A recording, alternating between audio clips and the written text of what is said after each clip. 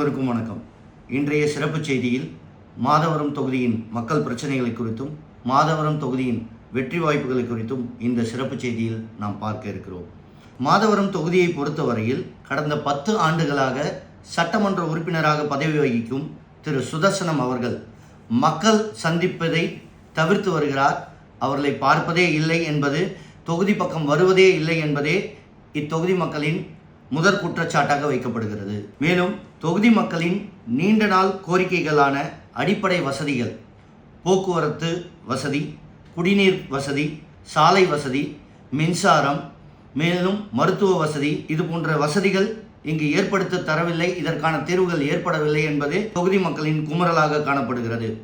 மேலும் அதிமுக ஆட்சி காலத்தில் தொடங்கப்பட்ட மக்கள் நலத்திட்ட பணிகள் முடிவடையாமல் இருப்பது திமுகவின் மீதும் அதன் சட்டமன்ற உறுப்பினர் மீதும் மக்கள் கடும் அதிருப்தியில் உள்ளனர். இதனால் இலையின் அலை இங்கே பெரும் அளவு காணப்படுகிறது. அனைத்து இந்திய அண்ணா திராவிட முன்னேற்ற கழகத்தின் சார்பில் போட்டியிடும் திரு மாதவரம் வி மூர்த்தி அவர்கள் பெருவாரியான வாக்கு வித்தியாசத்தில் அமோக வெற்றி பெறுவார் என்பது இத்தொகுதி மக்களின் கண்ணோட்டமாக இருக்கிறது. நன்றி, வணக்கம்.